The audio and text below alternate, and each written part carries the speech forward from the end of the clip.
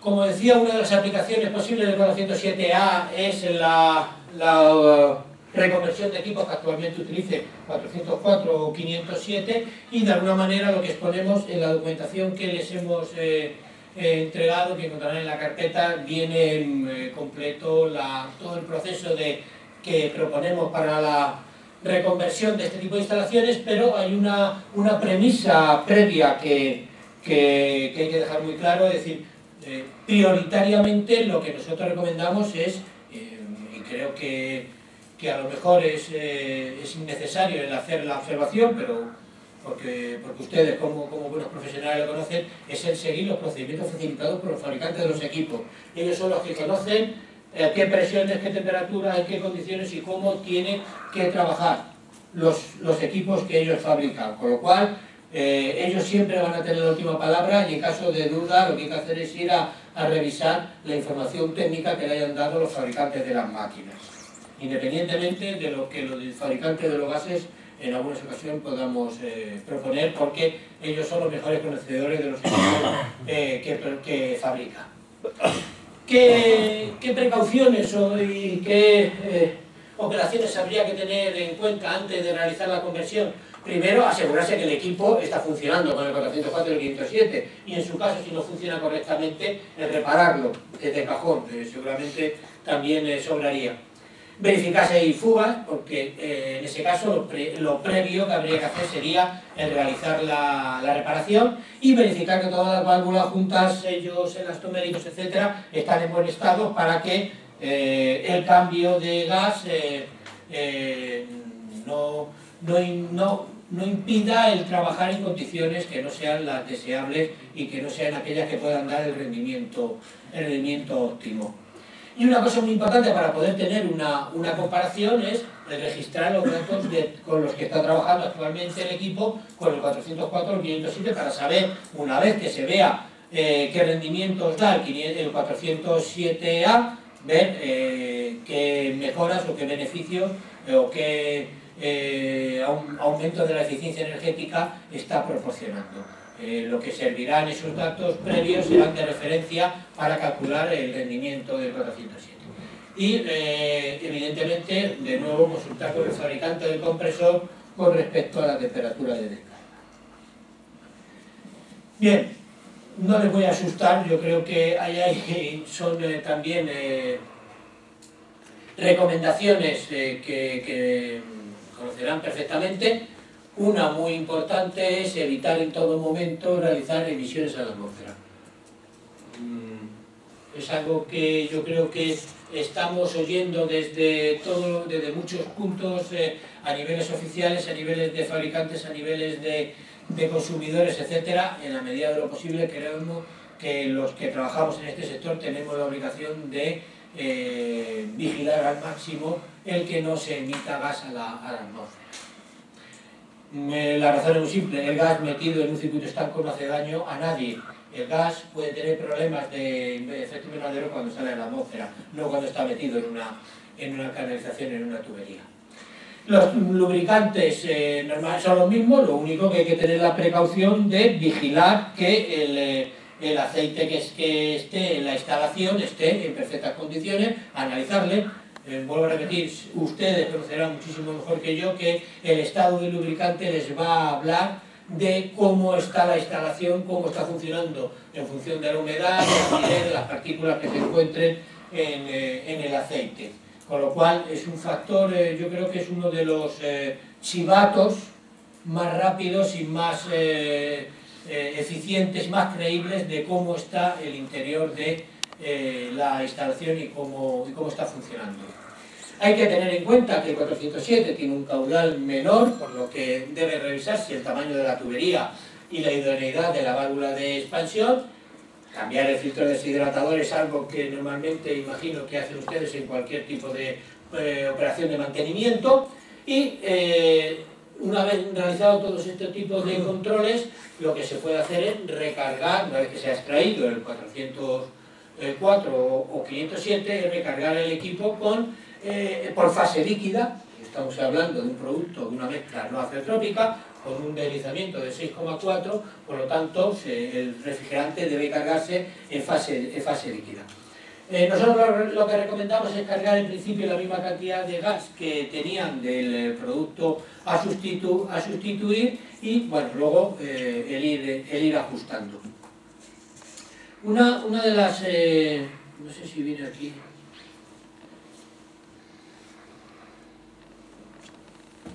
Una de las... bueno, no viene aquí, pero se la puedo decir. Hay veces que, dado que tiene un deslizamiento alto, en el visor del aceite puede aparecer una burbuja. Eso no quiere decir que no tenga suficiente, que haya que cargar más, ¿eh? Eso se puede deber al deslizamiento, a la separación de los componentes dentro del circuito.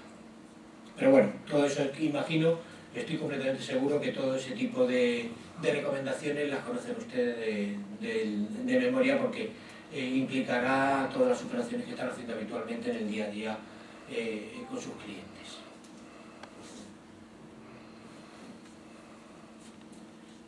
¿Alguna pregunta con respecto al 407A? Una de las recomendaciones dice que tiene un caudal menor y dice que debe de revisarse el tamaño de la tubería y la idoneidad de la válvula de expansión, ¿vale? Sí. ¿El tamaño de la tubería, qué se refiere? ¿A diámetro de la tubería? A diámetro de la tubería. ¿Cuándo sabemos que habría que cambiar la tubería entonces? Indudablemente imagino que lo que habrá que ver serán las características de la instalación y ver ese diámetro, qué caudal le permite pasar y qué presiones le permite trabajar, y compararlas con las presiones y los caudales del 407 que aparecen en las tablas. La ficha que tienen en la documentación viene en la parte de atrás las diferentes características técnicas físico-químicas del 407A. Entonces, es que no me ha terminado de quedar claro. Sí, es que a lo mejor tampoco puedo explicarle más. No, Dígame. lo que no entiendo es eso de cuándo sé que la tubería, verás, yo viendo el rendimiento de la máquina veo que no me rinde. Sí. ¿En qué punto me doy cuenta que es debido a la tubería? Eso depende de la instalación. Depende de la instalación. Claro. Es una recomendación muy genérica. Puede haber instalaciones que estén perfectamente calculadas para que simplemente el cambiarlo no tenga que realizarse ninguna otra modificación, pero en algún caso puede haber una instalación que por las razones que sea se ha hecho a lo mejor demasiado justa y entonces la tubería no tiene el diámetro que permitiera utilizar un gas con un caudal superior. Y en el caso que haya que cambiarla, ¿qué sería? ¿Reducir? No lo sé. Habría que ver cómo está dimensionado y qué es lo que necesita. No puedo responderle a... No, que mi duda es, verás, yo me dedico a la reparación de compresores, como siempre trato de aconsejar a mis clientes, y quería saber qué efecto sobre el compresor, qué daño puede ocasionar el compresor que el diámetro de la tubería no sea el correcto. Eso lo ves con los manómetros, te analiza la aspiración y la presión de descarga y ya estás viendo lo que... Hombre, si hay un 5, supongo yo que habrá que aumentar la tubería. Efectivamente, Comprobar el recalentamiento y el enfriamiento y entonces ahí ya estás viendo qué es lo que te pasa, si te falta líquido o no te falta. Es así, ¿no? Sí. Pero vamos, ya digo, ustedes lo dominan mejor, yo no soy técnico. Pero de todas maneras, luego le consultaré con nuestros técnicos y le daremos la respuesta a través de Juan. Bien. ¿Más cuestiones sobre el 407A?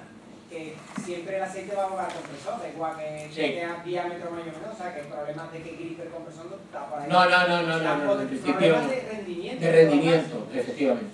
Problema de rendimiento, no problema de que se estropee el compresor, ni mucho menos. Siempre volverá al aceite. Sí. El problema es que cuando tú haces una reconversión en general, ha pasado también cuando se hacían las reconversiones de las instalaciones de ventilador, tú lo que intentas es que el producto nuevo te dé el mayor rendimiento, como mínimo el que tenías, si no, en ocasiones se puede superarlo.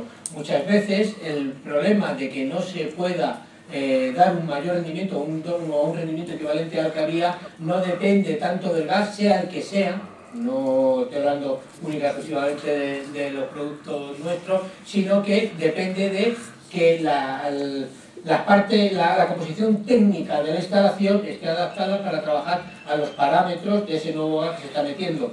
Vuelvo a repetir, no hay dos productos iguales, estamos hablando de características similares, en mayor o en menor porcentaje, pero un producto igual que el 22 es el 22, y un producto igual que el 404 trabajará el 404, no, los otros se aproximarán, pero no podemos pensar que todo va a funcionar idénticamente, todos los parámetros técnicos de presión, temperatura, válvula, etcétera, van a ser idénticos porque cada uno tiene sus propiedades físico-químicas diferentes, aunque sean cercanas.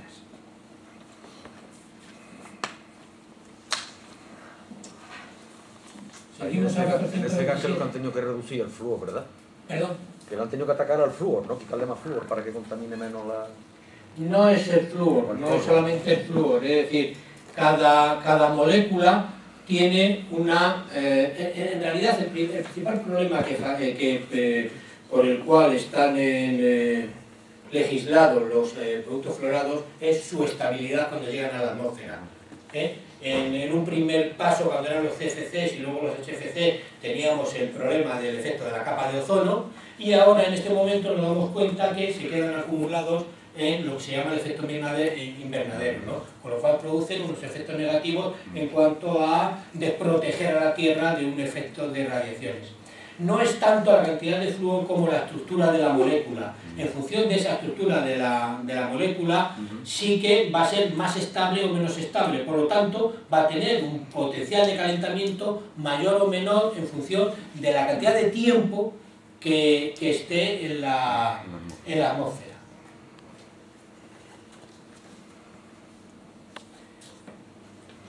Pasamos al 427. Bueno, como comentábamos ahora mismo, evidentemente con el 427 afecta es un producto que afecta a la reconversión de las instalaciones antiguas que había y que todavía hay con R22, que es un HFC. Bueno, este calendario es conocidísimo porque es el que surgió a raíz de lo que era el protocolo de Montreal y lo habrán visto 3.500 veces en distintas representaciones. Como saben ya el 22 no se puede utilizar y entonces lo que hay que hacer es sustituirle o bien por sustitutos de productos de reconversión o bien pasar directamente a otro tipo de HFCs en función de las distintas peculiaridades y particularidades del tiempo de la instalación, de la cantidad, la posibilidad de invertir más o menos o de hacer una reconversión más cara o menos cara. El 427, como repetí, tampoco me voy a extender mucho porque lo llevan conociendo, lo llevarán utilizando ya mucho tiempo. Este es una mezcla de 4 componentes en el que están los 4 habituales, el 134, 125, 32 y 143. Como les comentaba antes, todos los productos son fabricados por Arkema.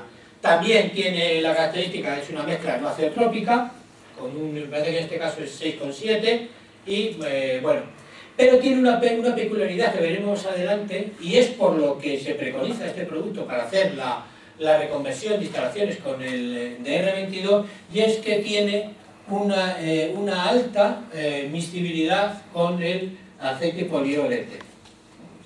El 22, como todos ustedes saben, trabajaba con aceite mineral y los HFCs están con aceites sintéticos polioleste principalmente. También, tampoco imagino que lo conocerán, la comparación de las características entre el 427 y el R22 en el que las propiedades físico-químicas son muy cercanas, salvo la diferencia también del deslizamiento. El R22 es un monocomponente, por lo tanto no tiene deslizamiento, y sin embargo el 427 tiene un deslizamiento similar al que veíamos antes para el 407A de 6,8. El GWP es ligeramente superior, pero sin superar la barrera psicológica, podemos decir, de los 2150. como ya en muchas reconversiones se ha comprobado, es muy fácil realizar la conversión de los equipos, no se necesita realizar modificaciones, grandes modificaciones de los equipos. Únicamente Arkema recomienda que se cambie el aceite siempre que sea posible para mejorar el rendimiento. Lo que está claro es que la alta capacidad de miscibilidad con el aceite mineral, entre un 10 y un 15%, le permite que en la mayor parte de las instalaciones el producto 427A pueda funcionar sin cambiar el aceite, pero recomendamos simplemente, además pensamos que cuando se va a hacer una reconversión es un buen momento para hacer una operación de mantenimiento y entiendo, y ustedes me corregirán, lo saben mejor que yo, que una de las cosas primeras que hay que hacer en una operación de mantenimiento es ver cómo está el aceite y en muchos casos cambiarle. Con lo cual no implica ningún costo que no estuviera previsto. En los principales campos de utilización del 427 es la refrigeración comercial, la refrigeración industrial para la industria agroalimentaria y para cualquier tipo de industria. Yo le puedo decir que nosotros mismos en la fábrica de Zaramillo, en nuestra línea de producción de florados, tenemos un equipo de refrigeración, o sea que en la industria en general hay muchísimos equipos de refrigeración y de frío industrial. También es aplicable en los chiles. Y bueno, pues llevamos más de 7 años comercializándolo en Europa para la reconversión del R22. ¿Cuáles son sus principales ventajas? Pues la diferencia, una de las diferencias importantes con otra serie de productos que se preconizan para la reconversión es, primero, es el producto, y eso hay un estudio realizado por un consultor independiente francés que así lo demuestra, que es el producto cuyas características son más parecidas al R22. Y, en segundo lugar, una de las características más importantes es que es el que tiene el más amplio rango de utilización, porque puede ser utilizado para la reconversión de instalaciones de R22 tanto desde la climatización como a la media y a la baja temperatura. No, digamos que otras soluciones que hay en el mercado es una botella de este producto para los aparatos de media, una botella de este otro producto para los aparatos de alta, otra... No, el R22 es un producto perfectamente, con rendimiento excelente en todo el rango de utilización de la refrigeración, tanto desde la climatización como hasta la media y la baja. Con lo cual, a ustedes, a los instaladores, les facilita mucho la labor el hecho de no tener primero que estocar por varios puntos distintos, sino que con uno solo pueden utilizarlo para todo el abanico de aplicaciones. Ese producto, aunque esté ya remodelado, pero tendrá un límite de utilización, ¿verdad? ¿Perdón? Que aunque esté remodelado, sí, tendrá un límite para... Sí, claro, evidentemente todo tiene, es decir, como comentaba antes, no es el R22, es un producto que... ¿Siempre con inyección de líquido? ¿En baja con inyección de líquido? Sí, porque en principio no tendría por qué no funcionar. Vamos, no tengo ahora mismo ningún ejemplo que pueda ponerle, pero en principio puede trabajar perfectamente.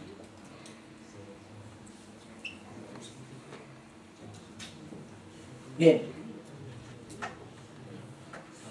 Bueno, con las mismas tiene una mayor eficacia que otras soluciones para realizar esta reconversión en toda la gama de temperaturas y con las mismas presiones de trabajo del R22, es otra de sus características.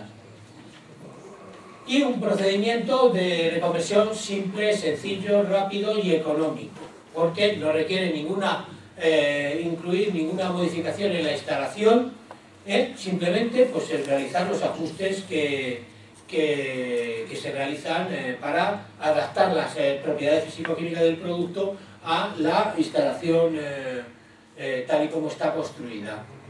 Y otra característica que ya hemos resaltado es la alta tolerancia con el aceite residual. Y una característica importante es que tiene una temperatura de descarga con respecto al 22 un 10% inferior, con lo cual prolonga el tiempo de vida útil de las máquinas. Esto es importante si tenemos en cuenta que las máquinas que trabajaban con R22 ya tienen una antigüedad. Son máquinas que, bueno, pues no están nuevas, tienen una vida útil ya corta, lo que les queda. De alguna manera, el hecho de utilizar un producto que tenga una temperatura de descarga alarga esa vida, con lo cual la amortización de esa instalación y de esa máquina va a ser mayor que con un producto que a lo mejor no le permitiera trabajar el mismo número de años o de tiempo.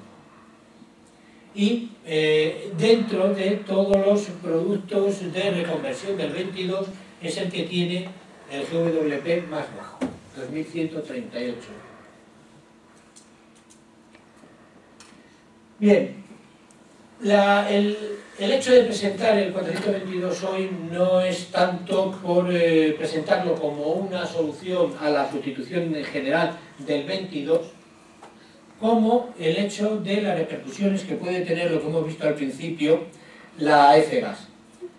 Si en España había muchas instalaciones de 22 con evaporadores inundados, una gran cantidad de instalaciones. Cuando han tenido que ir sustituyendo, haciendo la reconversión, ha habido mayoritariamente un cambio hacia el 507. ¿Por qué? El 507 es una mezcla ceotrópica que no tiene separación, diferencia de proporción de cada componente entre el condensador y el evaporador, y por lo tanto es un producto, como no tenía deslizamiento, que se adaptaba muy bien a las condiciones de trabajo en un evaporador inundado, entre otras aplicaciones que tenía ese producto. Si la ley con la que está en este momento discutiendo sale adelante, todas esas instalaciones serán afectadas. Y serán afectadas de tal manera que en mayor o menor plazo, en función vayan cumpliéndose las fechas límites, tendrán que cambiar el producto a utilizar. Todos los productos que en estos momentos estamos proponiendo al mercado como sustitutos de 404 y el 507, hemos visto que tienen un deslizamiento. Tienen alrededor de 6, 6,4, incluso este tiene 6,7. Pero nuestro departamento técnico ha hecho una serie de ensayos a nivel de simulación, en el cual, en determinadas condiciones, por las características del 427, desde luego, si tiene una bomba recirculadora, en principio no debería de haber ningún problema. El 427 se puede utilizar en evapores inundados. Esa es la razón principal por la cual, repito, repetimos la presentación de este producto cuando es un producto que ya es conocido en el mercado. Porque si la legislación evoluciona como parece, ese tipo de instalaciones con evapores inundados podrían tener problemas en algún momento para encontrar un gas que fuera utilizado con ello.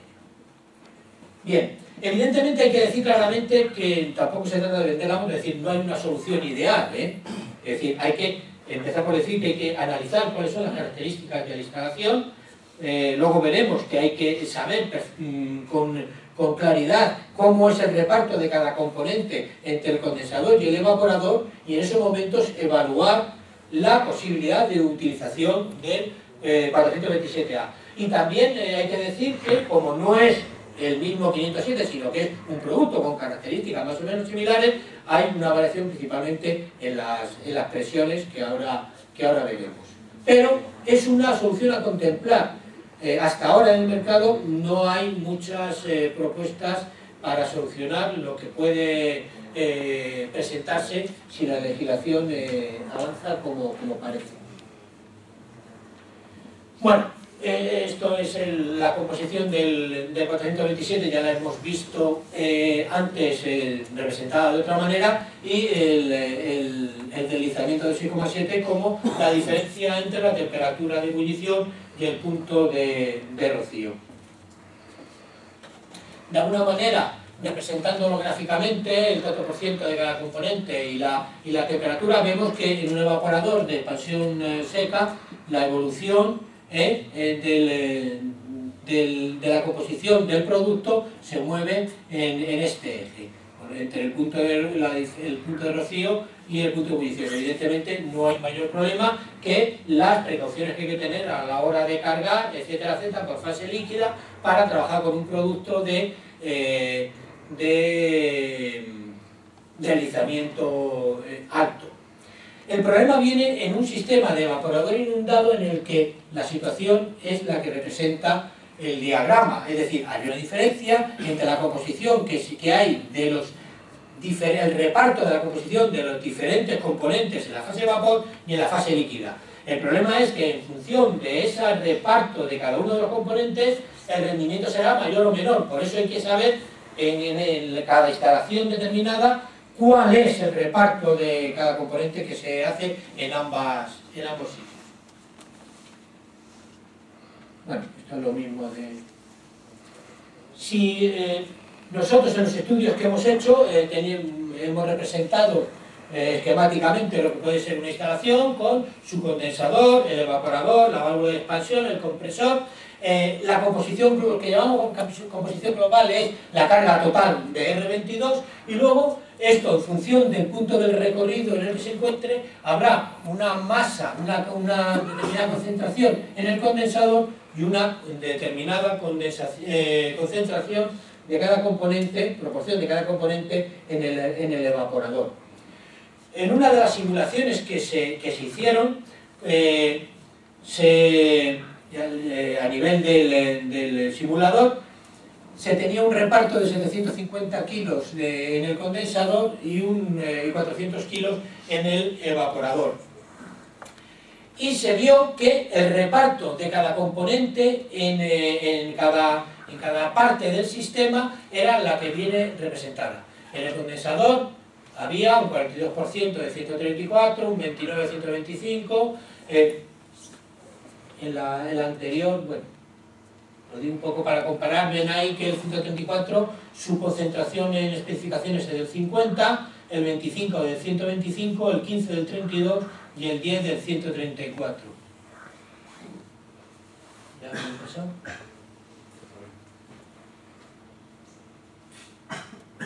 Aquí. Entonces aquí ven que en vez de ser el 50 había solamente un 42 y aquí el resto estaba en el evaporador, es decir, el total se ha repartido de manera diferente en función de que esté en el condensador y que esté en el evaporador.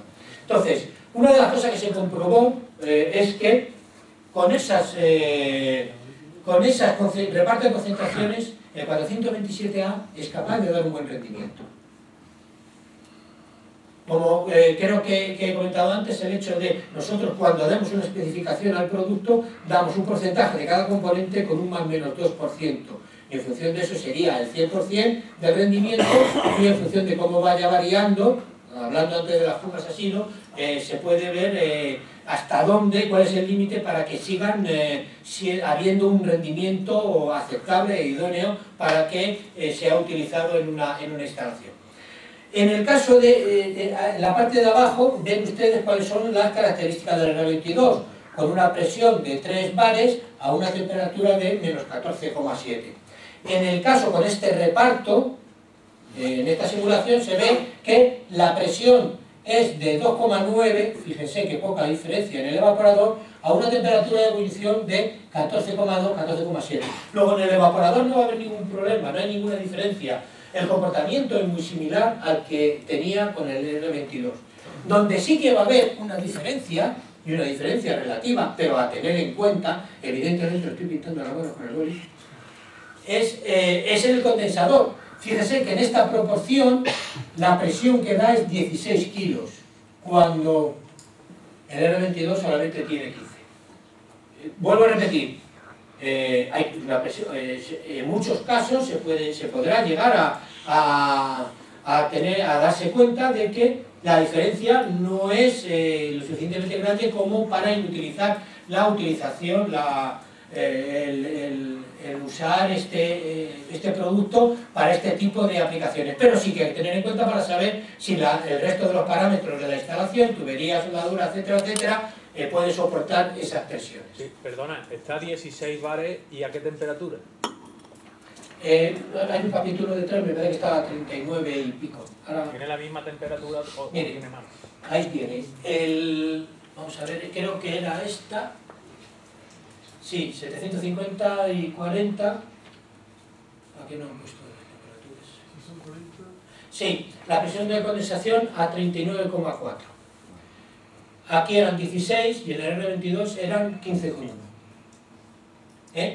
Se hicieron diferentes proporciones, es decir, porque podríamos haber dicho, bueno, es que hemos puesto la simulación que más nos convenía y que bueno, para presentarlo bonito y que parezca atractivo. No, se hicieron otra serie de cambios de proporciones, como un 69% en el evaporador, un 90% y un 95%. Y en ambos casos, en cuanto al evaporador, no había cambios significativos.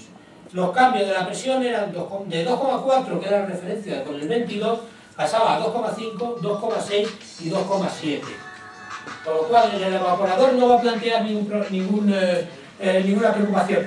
Lo que sí que hay que venir y tener en cuenta es que en la condensación a 39,4 sube a 16, 17, 18,5 y 18,5. Dicho esto, hay que decir otra cosa. Muchos de los cambios que se han hecho en este tipo de instalaciones al 507, a una temperatura de 39,4, daba una presión de 18,4. Luego, perfectamente, si la instalación está adaptada desde el punto de vista de presión para trabajar con el 507, lo debería de estar para trabajar con el 425.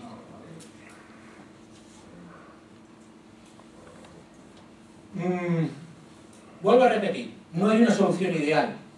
Lo que sí que está claro es que a mayor o menor plazo este tipo de instalaciones reconvertidas a 507 pueden tener problemas de utilización, de seguir utilizando el 507, y el 427A puede ser, una vez que se haya estudiado en concreto cada instalación, que vuelvo a repetir que esto no es nada más que un cálculo teórico que nuestros técnicos están haciendo todo el día y que muchos de ustedes cuando hacen el diseño de una instalación es lo que utilizan. Luego es algo fiable, ¿no? Pero la experiencia y la realidad será la que tenga la última palabra. Bueno, ahí están de alguna manera en el gráfico representados las distintas composiciones que hemos estado viendo en el gráfico, con las presiones que daban en cada caso.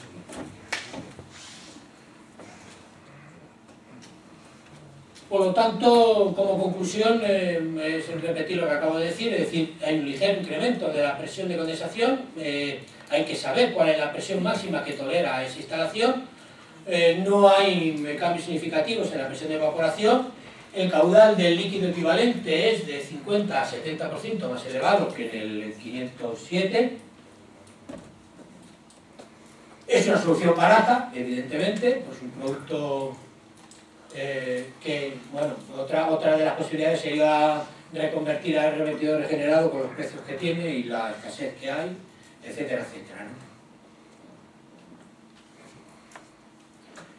Bien, y es todo lo que tenía que presentarles. Es la hora, si quieren, de concretar las preguntas y con gusto, si puedo, les responderé.